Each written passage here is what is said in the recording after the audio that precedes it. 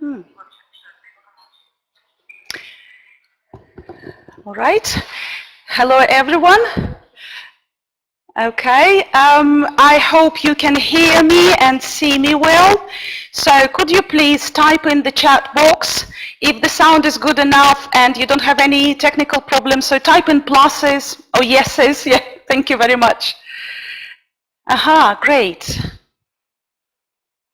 Right. Fantastic. Okay, so we are ready to get started then. As you can see, the topic of this webinar is going to be an overview of Cambridge TK knowledge tests. Yeah, we'll be talking about TKT a lot, but also we'll talk about professional development in general. So what I want you to do, if there is a problem or a question of any kind, yeah, I'll be happy to answer all your queries. Type in the chat box, or there is a special actually button in the menu, questions. So you can use those and we'll find out about your questions and try to answer all of them, okay? Right. Okay, let me introduce myself. My name's Anna Kащеева and I'll be running this webinar for you. It's so good, we have so many of you online today. Thank you for joining me. Right. First of all, I wanted to tell you a little bit about our courses and my job responsibilities. Because I work for BKC-IH Moscow, I run quite a lot of trainings, in-house trainings and different types of courses moderated by the University of Cambridge and also International House World Organization. So let me tell you a couple of words about some of the courses that we run here. So because you've joined this webinar, I imagine you are interested in taking TKT. So we offer a variety of courses and you can see them here, yeah. TKT 3 Models preparation course and TKT Young Learners preparation course. Those are preparation courses for obviously for those who want to take their exam and get the best results. We also run a variety of Cambridge courses and other courses like CELTA, for example. This is one of the most popular courses, and Delta, of course, all 3 models. And run a variety of IH courses, and you can see the spectrum here. Yeah, I'm just giving you an example of some most popular courses here. For example, at the end of May, we are about to run Teaching Young Learners course moderated by the University of Cambridge too. And at the moment, we are running Teaching One-to-One courses and also Teaching Business English and Certificate in Advanced Methodology, so courses like that. Also, we run a variety of trainings for teachers. Some of them are one-day trainings, some of them are longer trainings on, for example, exam classes or teaching young learners. So have a look at our website if you're interested in any of them, yeah, and join us there. I'll be happy to see you there.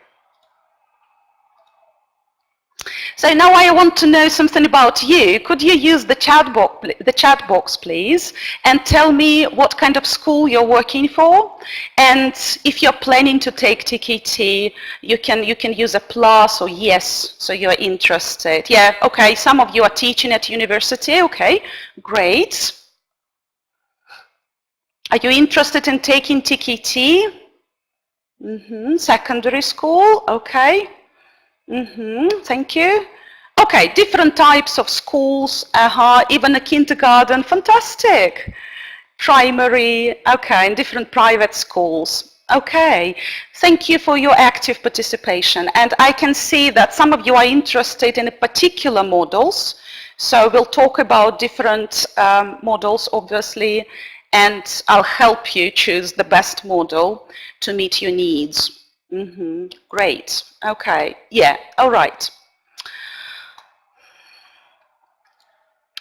Okay. So the aims of this webinar are the following. First of all, to tell you about different types of TKT tests, yeah, teaching knowledge tests. to show you the difference between core and specialist models, to give you some ideas, some tips, some recommendation on how to prepare to take the exam, and also some kind of general guidance for professional development. Okay, yeah, somebody is mentioning that they are taking Module 2 and 3. Okay, good luck with that. Yes, great. Now let's have a look at Cambridge English Teaching Framework. So there are 5 areas that they are identifying in terms of professional development. So if you want to see how well developed you are and equipped as a teacher, you can refer to that, to this grid, which can be found at Cambridge English Teaching website. So the first area is learning and the learner. So this is about your understanding of your teaching context, your learner's needs, and obviously applying that knowledge, that information that you've collected about your learners to your teaching, which obviously has an overlap with teaching and learning. So you understand how languages are learned, yeah, and acquired. You help your learners do that in the most effective way, and you know some teaching principles and how to assess your learners. So, and depending on how basic or deep your understanding is, you can find yourself at the foundation level, developing, proficient or expert level. Now, there are some other areas you can see here. One of them is language ability. Another one is language knowledge and awareness, and obviously professional development and values.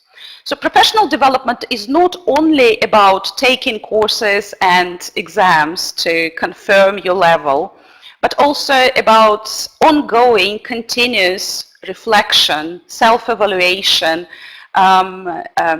reflecting critically on your teaching experience and working on some of the areas you need to continue working on, things like that. And also, of course, the ability to understand your strengths as a teacher and being able to support maybe your peers.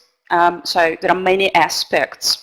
So if you are interested in professional development, refer to this grid and find out your level and then set some kind of goals for your professional development. Now here, if we are talking about Cambridge English Teaching Awards, then I need to mention not only TKT, which is a teaching knowledge test. So it doesn't test your teaching, it tests your understanding of the principles. And we'll talk about that in a moment. I also want to mention a couple of other certificates you can earn if you take courses like CELTA, iCELT or Delta. So CELTA is seen as an initial qualification in teaching. It is a certificate in English language teaching, and you can take an intensive or a part-time course and get the certificate. So there is no exam component there. We are using holistic assessment and an overall participation, and all your achievements are taken into consideration when we are awarding a grade. iCELT is very similar to CELTA certificate, but it is in service, which means you'll be teaching your own students, which has some benefits, of course.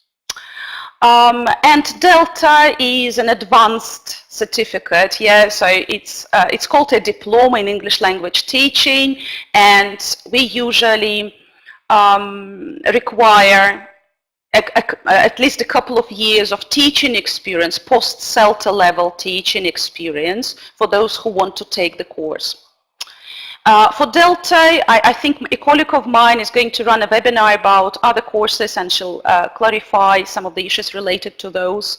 But Delta has 3 modules, and you can take them separately, and Delta Module 2 is more similar in terms of the way it is delivered and the length. It's more similar to CELTA because there is this teaching practice component there, and there are input sessions, so which makes it quite similar.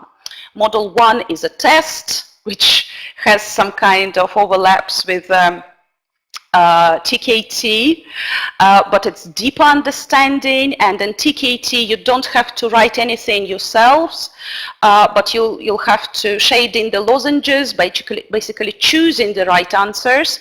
In Delta you'll have to write extended answers for some of the questions. And Delta Model 3 is a huge assignment, yeah, so you have to do research and produce a report based on that. So, which is thesis-like. Okay, so let's get down to business. So we're talking about TKT today, so let's talk about this test. So what's TKT? What does it stand for? Who knows? Who can help me? Could you use the chat box and answer?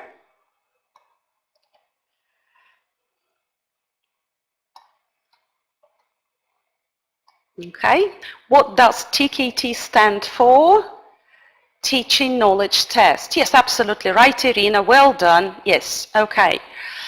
So, first of all, it is a certificate in teaching English. It is a certificate of teaching knowledge.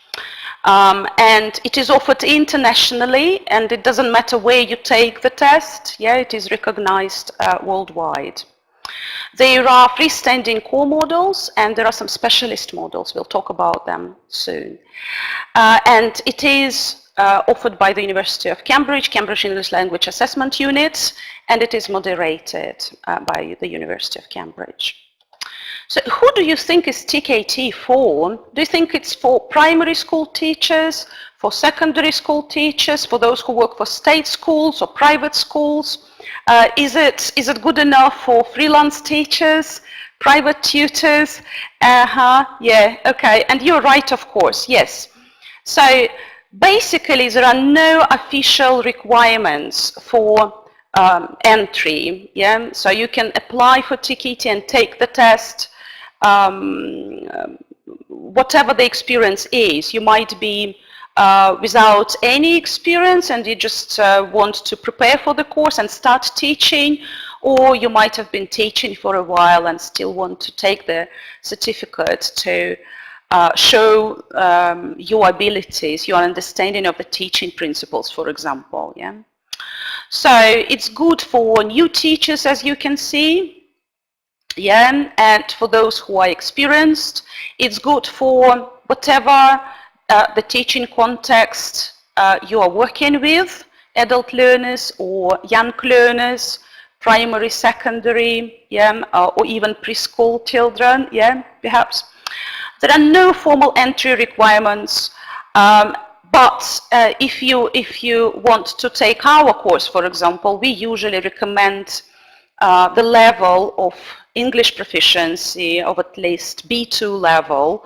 Yeah, Cambridge requirements are B1 level, but I think we are just protecting ourselves.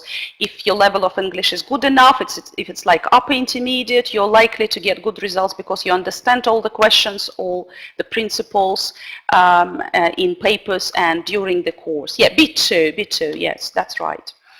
Okay.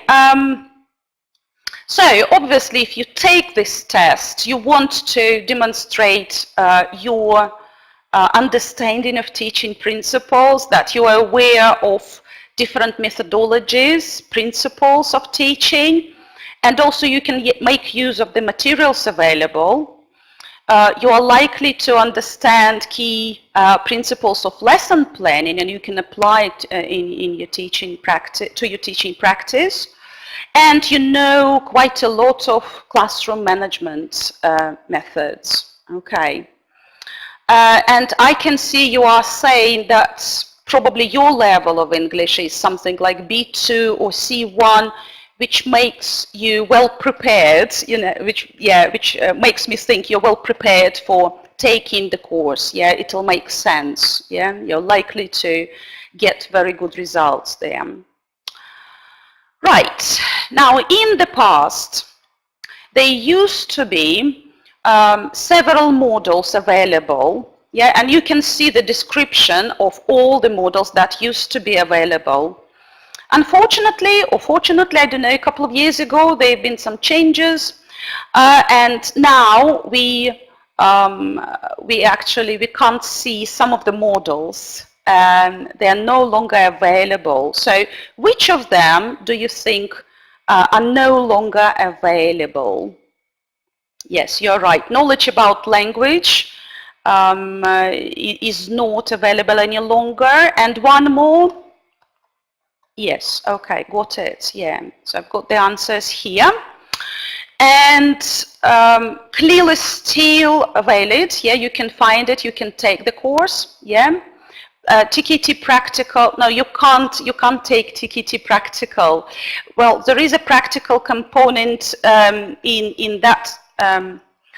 In a way, we run our input sessions, so it's kind of hands-on experience. You are exposed to a variety of techniques. You can see some demo lessons that our trainers deliver, and you evaluate the activities and your experience from different perspectives, both from the student's perspective and from the teacher's perspective. So in this way, there is a practical element, but there is no teaching practice that is assessed.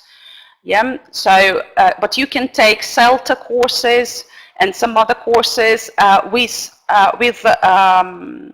teaching practice components, right? Okay. So we can subdivide all the models into two areas. One is core and another one is specialist. Yeah, to make it clear what the function of each model, right? So the main purpose of TKT3 models is to provide some kind of background knowledge. Yeah, what all teachers need to know is some principles of what language is, how to describe it, and how languages are learned and how to teach them, some teaching principles. Then some lesson planning and making use of the materials. And module 3 is about classroom management, so how to teach, yeah, in class. So those are essential components for any teacher, no matter what your teaching context is. However, TKT CLIL might be interesting for those who are working with, I don't know, university students, for example, and you have to teach something in English. I don't know, maybe IT or, I don't know, history. If it is the case, then CLIL, TKT CLIL is something that you can benefit from. Or those of you who work with primary school children, yeah, then probably you would prefer to take TKT Young Learners, this specialist model, because it covers the young learners of that age group from about 6 up to 12. However, it won't hurt to take TKT3 models for any of those that I've mentioned, okay? Right, now let's imagine you've decided, yeah, you have already made up your mind and you know which model you want to take, yeah, which test is good for you. So you can build a kind of action plan. So what we are going to include there? First of all, it's a good idea to find out as much as possible about the test you would like to take, that particular model, or a couple of 3 models, yeah, maybe.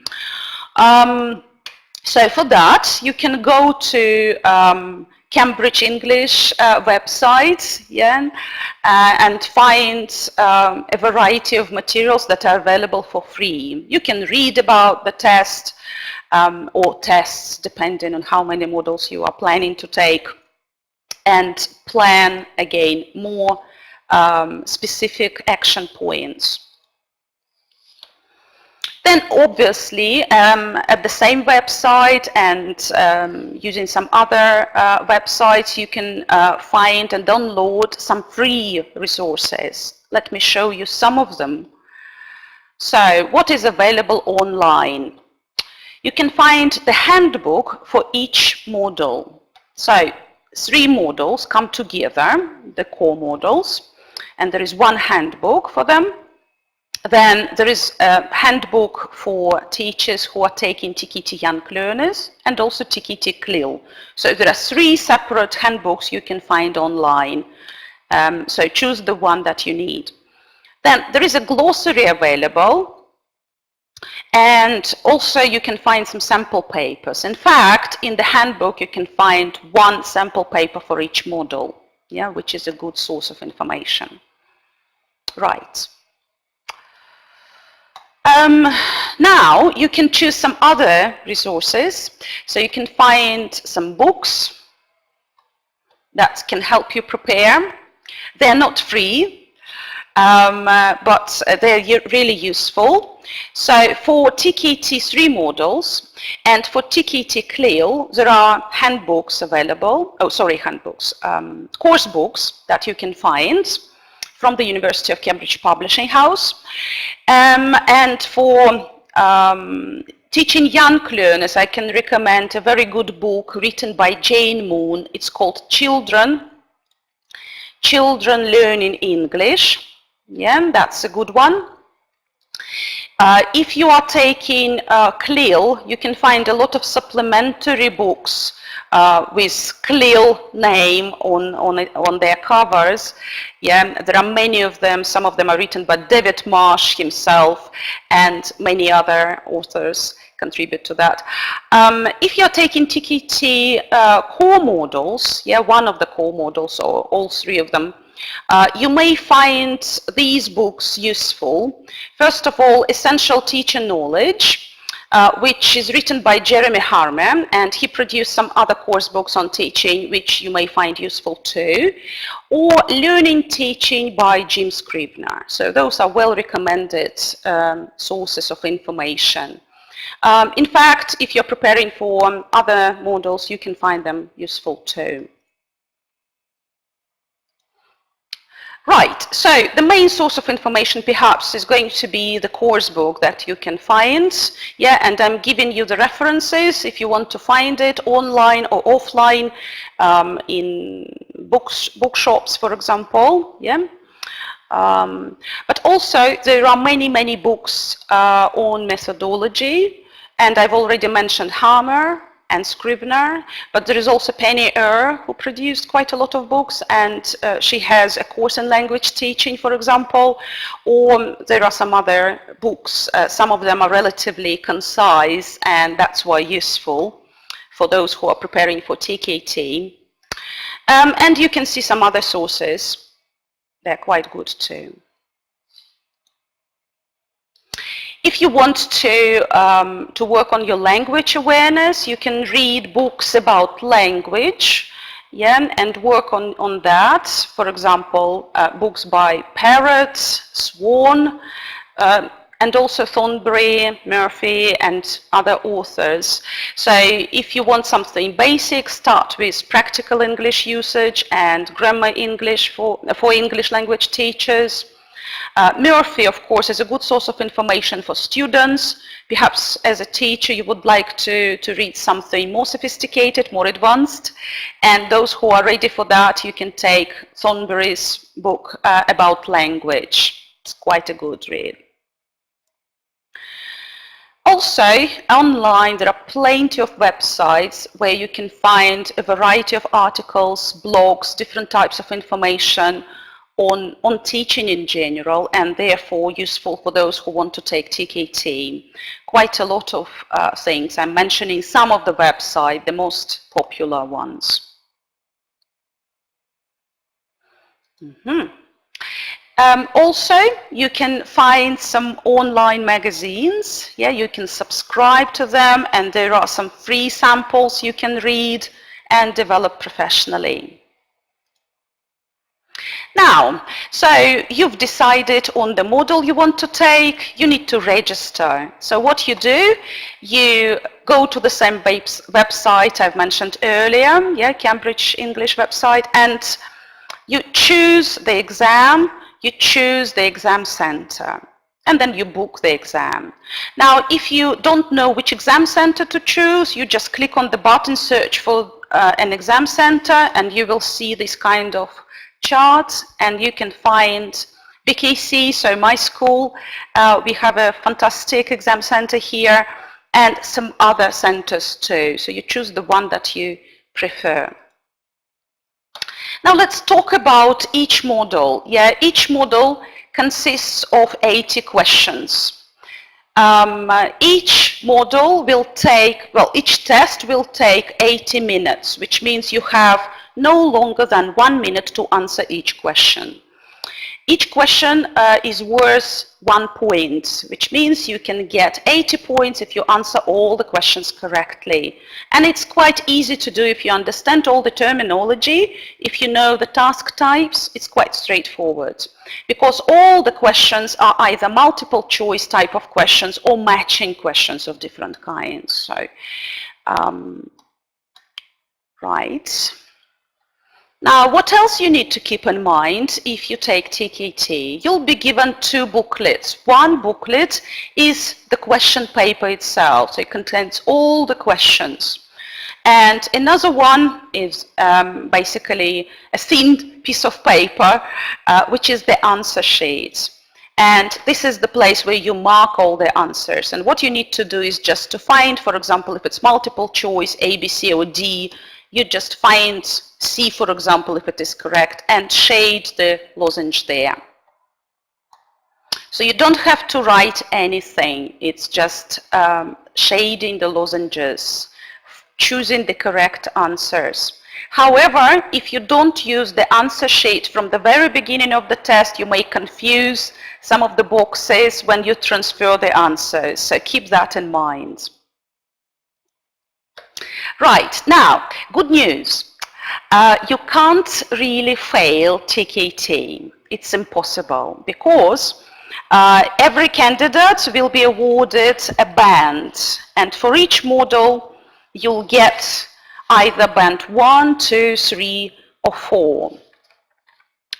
Yeah, so if you have limited knowledge of the content area, for example, you're taking TKT Young Learners and you have some understanding, but your knowledge is really limited, it is likely to be band 1, or basic but systematic, or maybe deep, yeah, and broad knowledge, or extensive knowledge. So if you have extensive knowledge, you demonstrate it, most of your answers are correct, you are likely to get band 4. So obviously when you take TKT, quite often you get different bands for different modules. Yeah? Even for the core modules, you can get different results.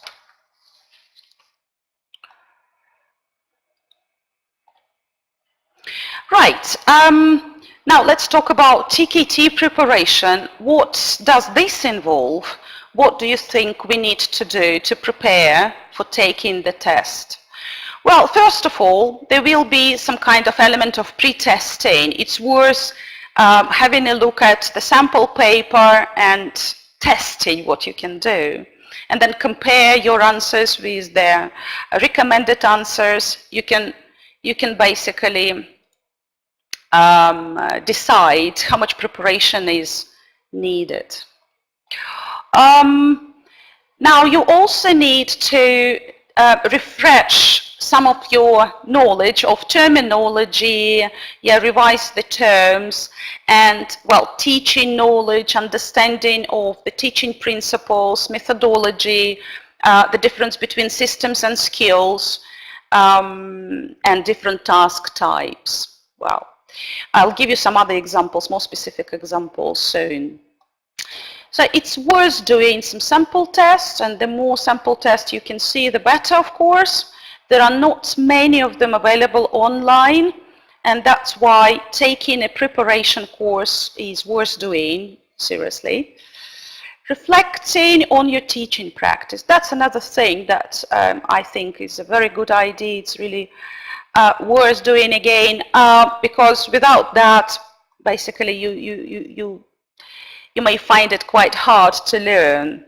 So whatever the aspect you are refreshing, revising, try to consider how it is related to your teaching practice. That can help. So what sort of knowledge are you expected to demonstrate? So some of the areas I'm highlighting right now. So I have already mentioned you'll have to demonstrate your understanding of different methods. So for example, you need to know the history of language teaching a little bit, something like grammar translation, some kind of presentation techniques like TTT, which stands for test, teach, test, or presentation, practice, production, or PPP for short.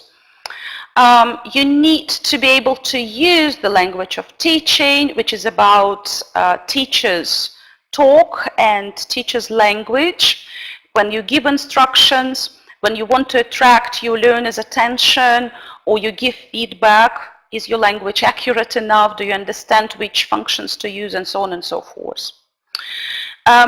You need to be able to demonstrate your understanding how to choose the materials for your learners or for a particular situation in a lesson. So, which means you have to be a good lesson planner, and that will reflect some of your answers on the test.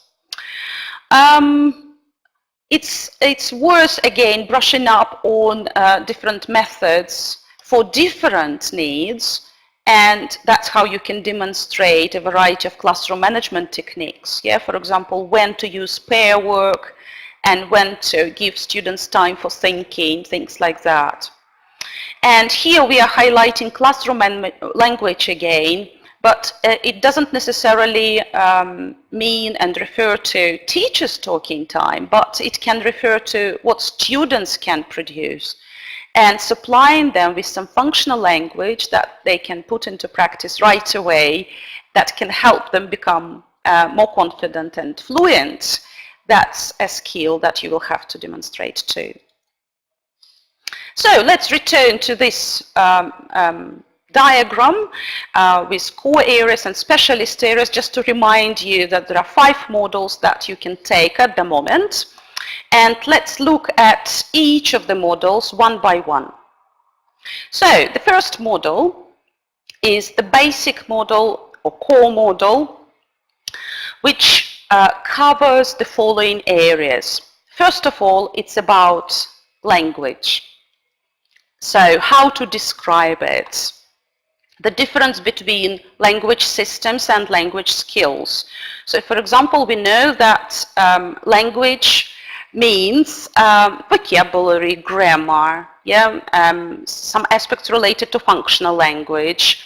And when we teach that, we want to clarify and highlight different aspects related to meaning, pronunciation, and form.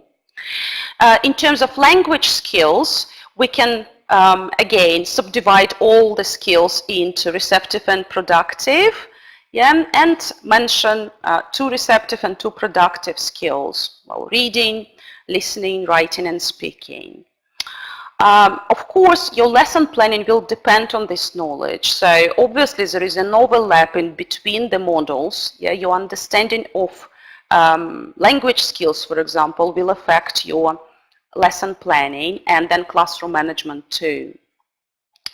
Also, in Module 1, there are quite a few questions related to background to language learning. And this is about how languages are learned and how we can teach different things to our students. I've already mentioned meaning, pronunciation, and form, but we can also talk about exposing our students to good language use, to good models, to help them pick up some of the things effortlessly. Another aspect that is covered in Module 1 is background to language teaching. But as you can see, if you understand how to describe language and skills, what kind of background to language learning you know, it will affect somehow your background to language teaching. But it's also about the history of teaching methods. Right, let's have a look at one of the questions you can find in the handbook. I'm giving you all the examples from the handbooks. So it comes from Module 1, yeah, and it's about your language awareness. Have a look at a couple of sentences I'm highlighting. It's a very difficult question. I'm not sure if I've done it right. Now have a look at the highlighted words. Right? Do you see the difference? Think about that. And here is the question. Okay, use the chat box and type in the answer you think is right.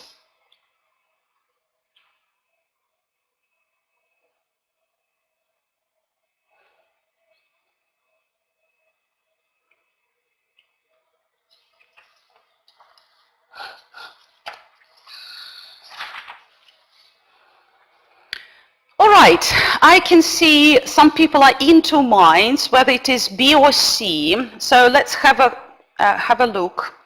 So difficult is an adjective, right? It modifies the noun question. So because the answer is not the question is not an adjective, right? This type of question we call odd one out. We need to identify what is incorrect in this case. So A is not our option. It is an adjective, right? Now sure is part of the predicate here, and it's an adjective too, but right modifies the action verb, yeah, do, which makes it an adverb actually, right? And those of you who decided C, you're right. Well done. Okay, let's have a look at one more question. So which of the following is true of connected speech in English? So think about some features of connected speech. What do you know? Could you type in some of your ideas?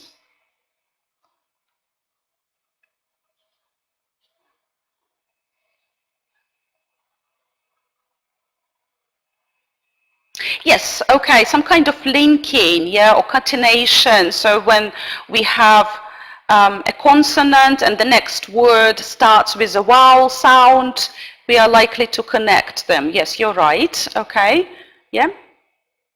Yeah, there might be also some elision, for example, or intrusion when there is a sound that appears in between two words to facilitate our pronunciation, yeah, our articulators work.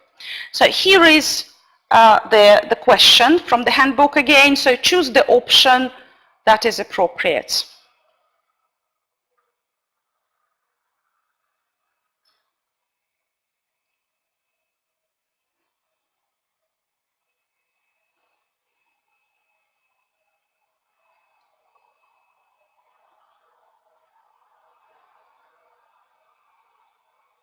Okay, thank you, well done. I think we are all on the same page. Most of you, or almost all of you, have C as the correct answer, and this is of course right. Content words are usually stressed, yeah, but sometimes we do stress structural words. For example, in the emphatic constructions, I'm just demonstrating that. And obviously we know quite a few words that are stressed on the last syllable or the second syllable, yeah. So you can find lots of examples. However, the first syllable is quite often stressed too, but not always. Good, let's move on. So here is one more example from Model 1. Have a look. So this question is about some reading or listening strategies, yeah, receptive skills.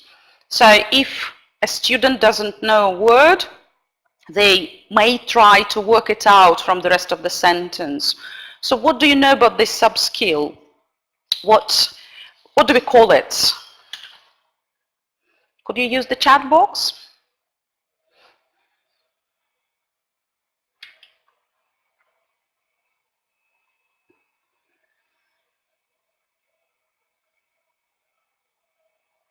Okay, I'll give you the options then. Have a look and choose the one that you like. Yes, guessing or deducing meaning from context, absolutely right. Yes, very good intuition, okay. Yeah, now let's choose the one that you can see here. Yeah, okay, and yes, I agree with those of you who are selecting B, using linguistic clues in this case. But yes, deducing meaning from context or something like that, yeah, good, guessing. Right. Now, in Model 1, you can be assessed on your understanding of teaching approaches or presentation techniques. And here, I have already mentioned those test, teach, test, and presentation practice and production, but you can also task-based learning highlighted here. Now, obviously, you can see PPP is very popular, and you can find it in a variety of course books, and if you use text-based presentations, you're likely to be using PPP. Some teachers, however, would like to meet their students' needs, and they assess them first, so they give them a test first, and then they teach. And their presentation will depend on their findings, on the information they collect about the learners, which makes it a lot more student-centered. Yeah, so task-based learning is similar in terms of you want to give a task with a communicative focus, and that's why we often give this type of tasks, yeah, or this type of lessons to develop productive skills, right? Anyway, I'm going to highlight the question, yeah? Choose the approach for this particular preference.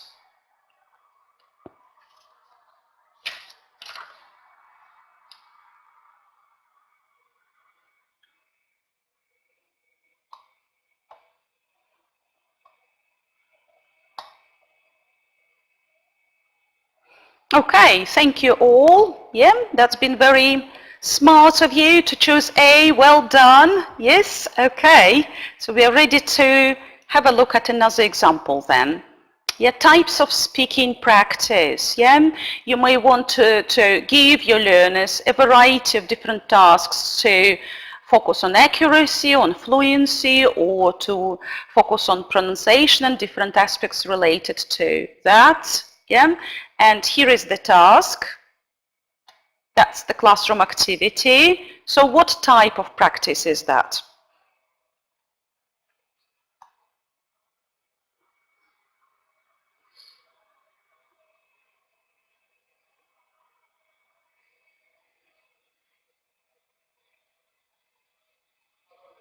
Wow, yeah, I'm impressed. Okay, everyone agrees, yeah, on C, yeah?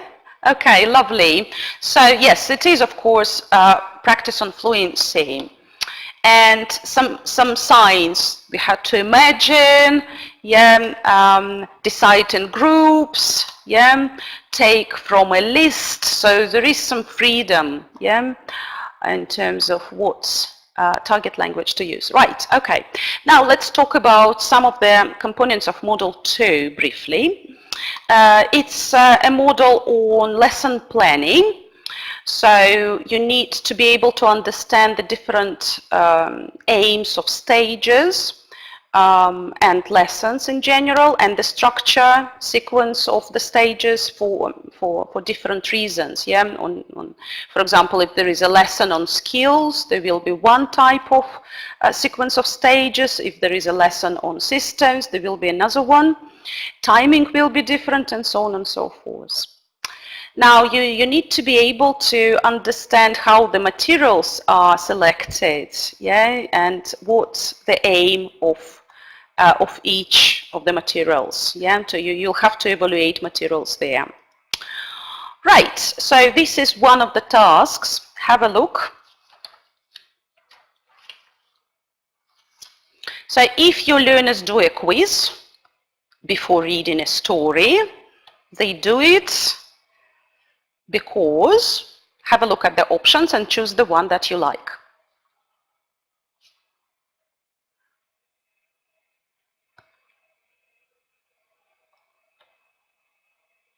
Okay, Yes, I can see you're well aware of a basic structure of a reading lesson, and before we give a text, we usually try to generate interest in the topic of the text, right? And then we give a couple of reading tasks perhaps, and then maybe we explore the text a little bit further or shift towards productive skills. Very good. Right, now, in Module 2, you might be assessed on different lesson plan headings or components, that we call them. So, lesson has several aims. There will be some main lesson aims or stage aims. There will be personal aims. Then there is a procedure which contains your stages, timing, interaction patterns, and all the details about that. And you may also wish to include some of the assumptions, what you think the learners know, so that it can help you in the lesson. Now let's have a look at the options. Okay. Look at two of the options and match them to the lesson plan headings.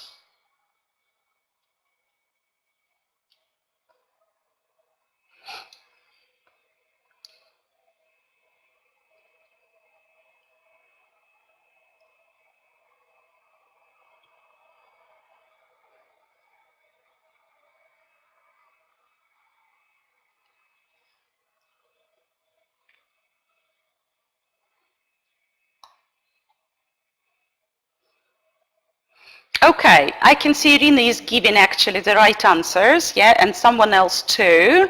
So let me highlight the correct ones. And why is that? The students will remember how to form, yeah. So this is something that we assume is likely to be true, yeah, but we don't know for sure. And by the end of the lesson, it's a kind of outcome. Yeah, so it must be one of the main aims of the lesson.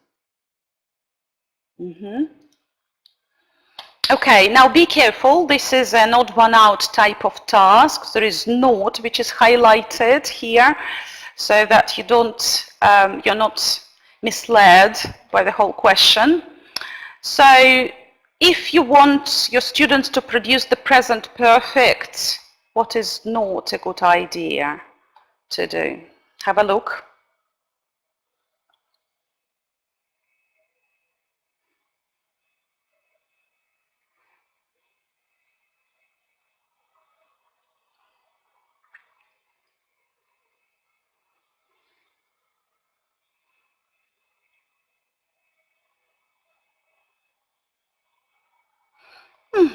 Okay, right. Yeah, thank you very much. Well done. That's been fast. Yeah. Okay, there are certain questions that are quite straightforward, and that's what you're supposed to be doing in a real test. Yeah, basically you don't have much time for thinking. You just read everything and choose the best answer.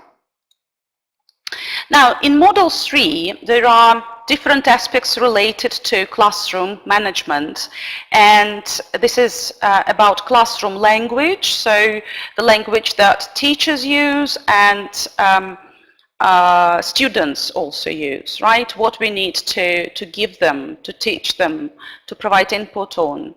And also classroom management techniques that I have already mentioned, some of the examples like different types of interaction patterns or timing, the pace of the lesson, things like that. So this is about functions, yeah, of classroom language. So we may want to develop social interaction. For example, we say something like, now work in pairs, yeah, or take turns. Or we may want to get students' attention by, I don't know, clapping your hands or asking them to do something or just look at me. Or we may want to promote learning independence and give them some thinking time, right? So let's have a look at the task. This is the language that the teachers may produce. Let's choose the answer. What's the function of this?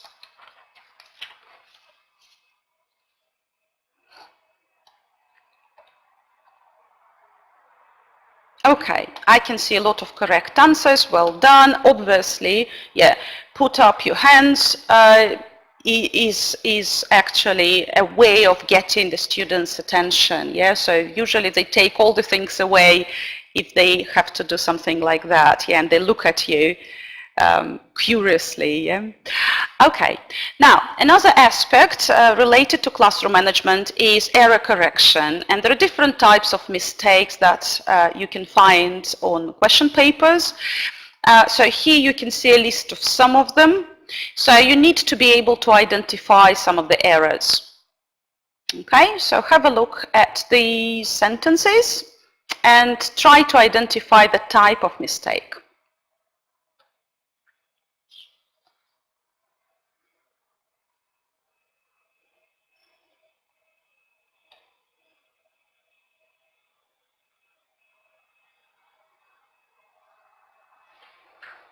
Okay, that's basically why you need to be of at least B2 level, right? Because, you know, wrong word order is something that is not very straightforward, yeah, but it's more natural to say long brown hair. You're right, absolutely. Well done. Okay, now have you heard of the term learning contract? If so, could you type in the chat box what you think it is?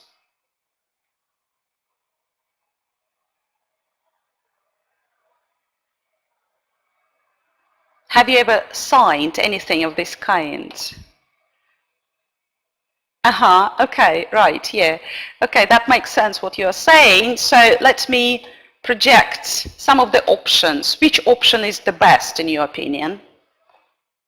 As a kind of definition of a learning contract. Well done, okay. Okay, it's like taking a mock test now. You are sort of identifying your strengths and areas to work on. Well done. Okay, now in Module 3 you can find some of the tasks related to interaction patterns, and we use a variety of interaction patterns ideally, right? And there is difference between closed pairs and open pairs. Do you know the difference? Do I need to clarify that? So in an open pair we can run a demonstration of an activity. Yeah, it's part of the instruction basically. Yeah, you set up a task by demonstrating what is required with a stronger student, for example. And closed pairs is when everyone works in pairs, and the teacher will be responsible for monitoring and collecting information and maybe prompting the students. You can also use group work, yeah, when you split all your students into two bigger groups for example, discussions or project work, and they may work in small groups, yeah. So, how about these comments? Choose the one that is best.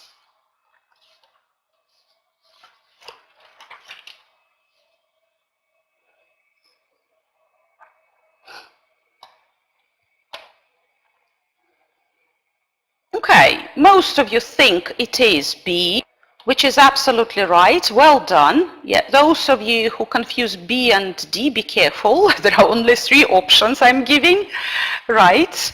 And when you transfer the answers to the answer sheet, don't make silly mistakes of this kind, right?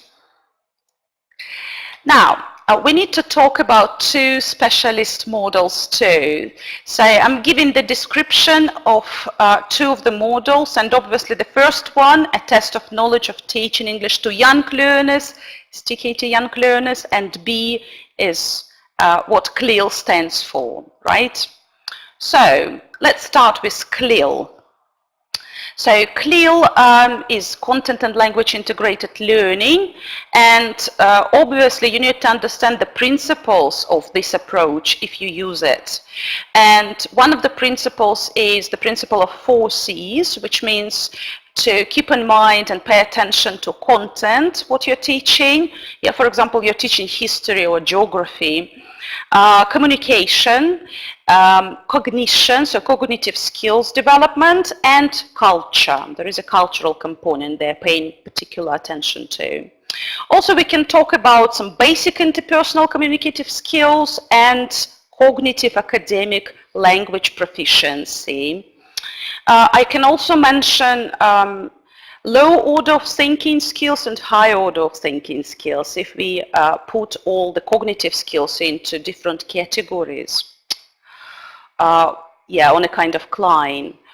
Then in terms of lesson preparation, yeah, classroom management or lesson delivery and assessment, this model is very similar to other models, but obviously the questions will be somehow relevant to teaching CLIL, yeah, which is likely to be about some of the principles and cognitive skills, for example, or some aspects related to culture and something that I've mentioned earlier. However, the principles of staging activities and classroom management techniques can be taken from TKT3 models, yeah, with some kind of grade of variability. Now, let's have a look at one of the sample tasks from TKT CLIL handbook. So I've already mentioned the most important components of CLIL approach: content, communication, cognitive skills, and cultural aspects. Yeah, and those are highlighted in one of the tasks, and you will see them throughout the test actually.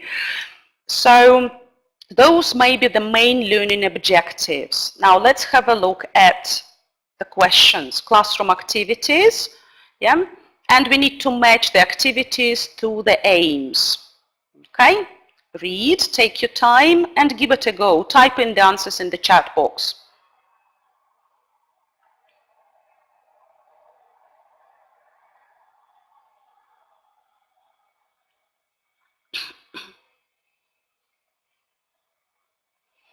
Okay, all right, we can see some different answers actually. All right, yes, okay, Irina is giving the right answers, well done, yes. Okay, so learners find out about attitudes to keeping fit in different societies, and this is a cultural component, so it's D. And learners put the names of different habitats in the spaces. It's about vocabulary, so it's a kind of matching or labeling activity. Right. Now let's have a look at one more. You need to focus on the feature of language. Yeah, have a look at the task, predicting the results of a science experiment. And planning who does what for the next group history project. So what language are learners likely to use in that task?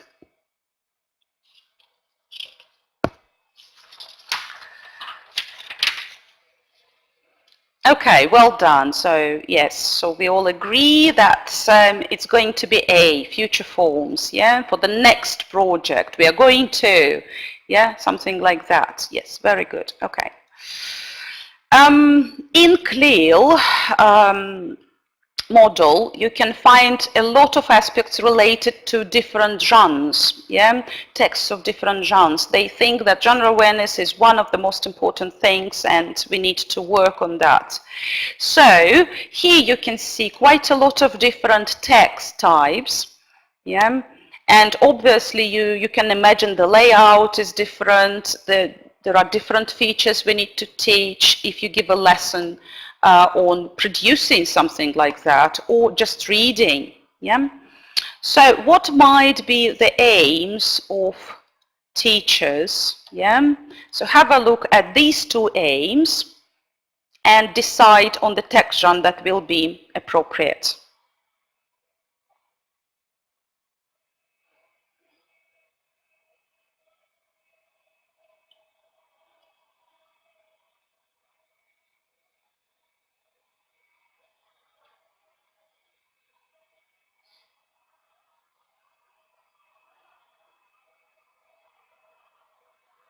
Okay, those who are producing E, I'm with you here.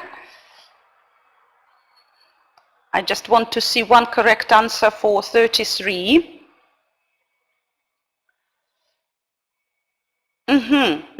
Good, yes, yeah, I've seen the correct answers, well done. those of you who are choosing E and A. And the reasons for that, obviously, write about the features. It's a kind of description. That's what they have to produce. And write a sports news item, yeah, in the magazine. It's an article, yeah, a magazine article, okay? Right. So as you can see, you might be tested on your understanding of different features of text types.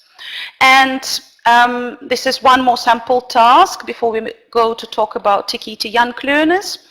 Yeah, it's about cognitive skills. And what I want you to do is to choose A, B, or C for this cognitive skill if you have to analyze things.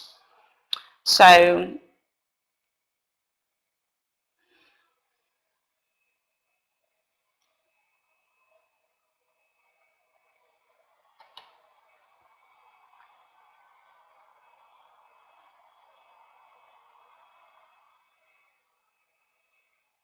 okay, well done. Yes, okay. I didn't want to fill in the pause because you need some time for reading, yeah, and making up your decision. So this is actually C, what makes you think, yeah, or why you think. So questions like that will promote high order of thinking and evaluation of the topic, yeah. So, right. Now, let's talk about the other model that is left. Actually, it's TKT Young Learners. And in the same way, the principles of teaching young learners will be one of the most important components of the test. And planning, classroom management, and assessment will be in the rest of them. Yeah? Connected to, of course, all the areas related to teaching young learners. So, one of the most important things is understanding the principles. Yeah, what young learners' needs are, what they are like as learners, and what their characteristics are. And let me highlight some of the things that I've got from one of the handbooks. Yeah.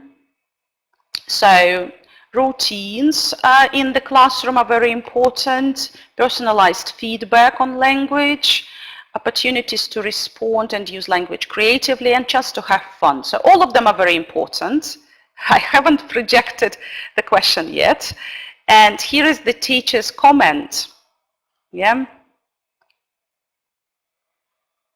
So now choose the option A, B, C, or D for that particular situation.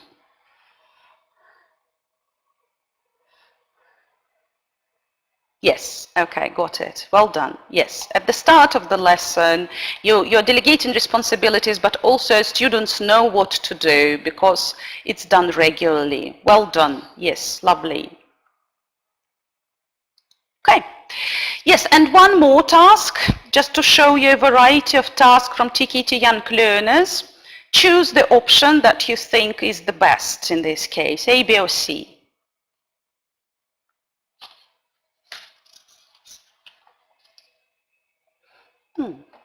Right, okay, very good. So we've got an element of total physical response here when the teacher gives instructions or shows what to do and the students follow. So they don't have to respond verbally, but they show their understanding by doing things. Right, now different types of practice activities can be used with young learners, well as with adults too, but here what we've got in TKT Young Learners and the description. So what activity is that?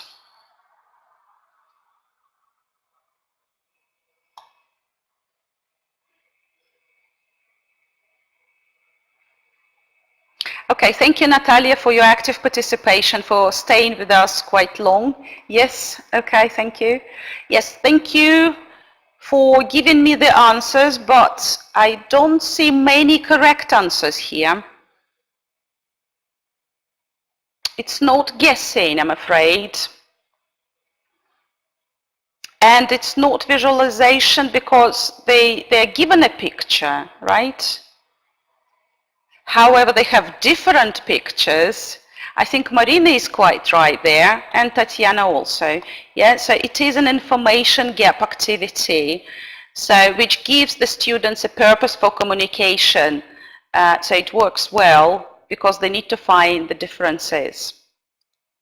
Right. Okay, and before I finish, I have one more example from, yeah, it's sort of Jigsaw, but Jigsaw is only about reading. Yeah, we call Jigsaw Reading type of task, which also contains an information gap within. And information gap can be used for speaking as well, and, well, yes, definitely for speaking. Mm-hmm. So, right, one more task for you. Be careful, it's an odd one out. It's an odd one out. I'm just reminding you of some of the tricky things. Right, okay, the correct answer is A, because we want to use the language creatively. We want them to use the language creatively. And if you ask them to listen to, yeah, and copy the chant, yeah, it'll be just drilling, it won't be creative at all. However, role play or talking about their personal experiences, yeah, might be more creative, and there is an element of freedom what language to use here. Right, that's basically what I wanted to talk about in this session. As you can see, I'm again inviting you to our courses.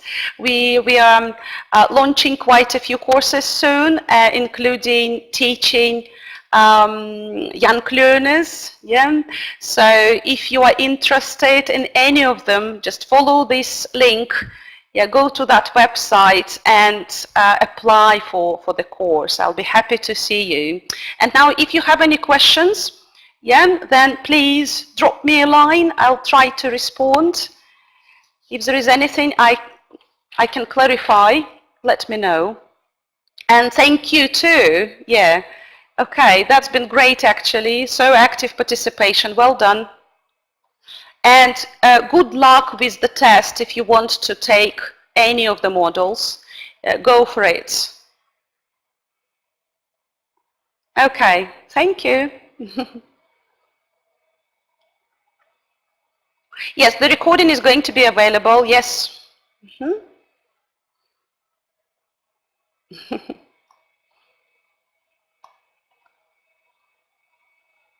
Right, okay, then thank you for taking part in this overview, and find out more. Yeah, go online, read more. Yes, and I just want to inspire you for professional development of different kinds. Yes, okay, for preschoolers, we run actually quite a good course.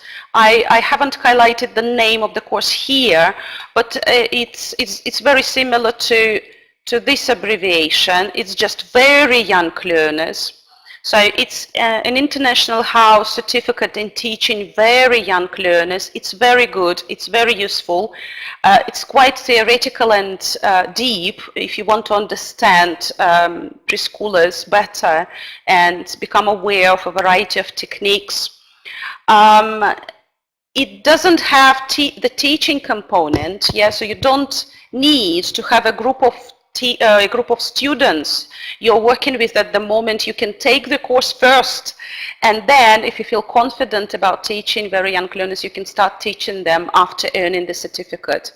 But I can recommend the course to anyone who is interested. I think you'll be sent a kind of notification or link. Yes, it'll be available for sure.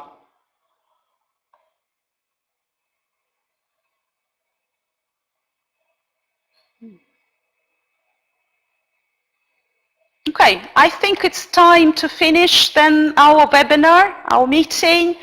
Thank you very much again. Yes, hope to see you either at our school, or maybe in future online events, yeah, join our webinars and different types of teaching development events, teacher training events. Yeah, thank you. All right.